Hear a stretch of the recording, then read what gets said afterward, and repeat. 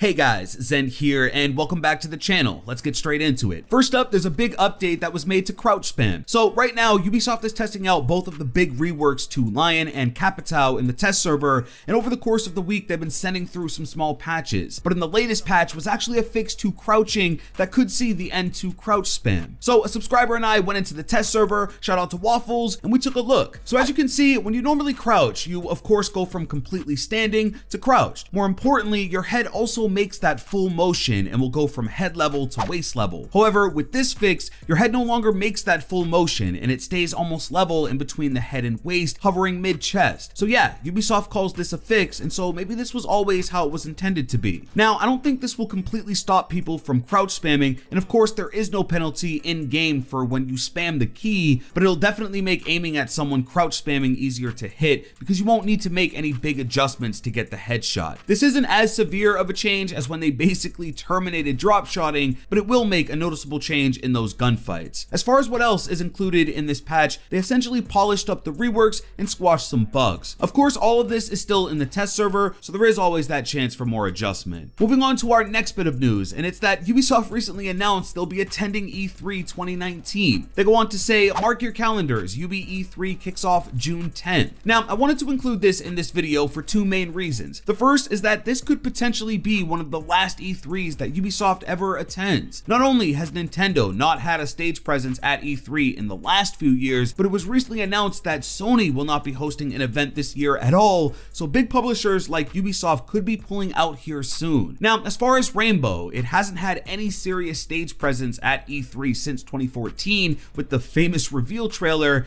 and I think this year is a great year to dedicate some announcements to one of the fastest growing shooters of its time. Again, a lot of people weren't sure if Ubisoft would be a player at E3 this year, and I know it's still really early, but in case you were curious, they will be, so cheers to that. Finally, I have an update for you esports fans. Rainbow Six has announced the United States Nationals is returning, and it'll be kicking off starting on April 16th. The total prize pool has been raised to $156,000, and the winners will also hold the title of Team USA 2019. Now, I know not everyone is a huge esports fanatic, but ever since I attended this year's Six Invitational, my perception of it has changed a bit. I'm not gonna tattoo my favorite team on my face or anything, but it really was a blast and an experience I'll never forget. Typically during this time, Ubisoft celebrates with a special challenge in game, so who knows, maybe we'll all get a charm from it. But that's everything guys, a bit of a mixed bag today. Let me know your thoughts about everything down below. And if you don't have any thoughts, well, what's 777 times 466 minus 9? Leave it in a comment down below. But if you did enjoy this video, please drop a like and subscribe with notifications if you're new. With that being said, it's been Zen.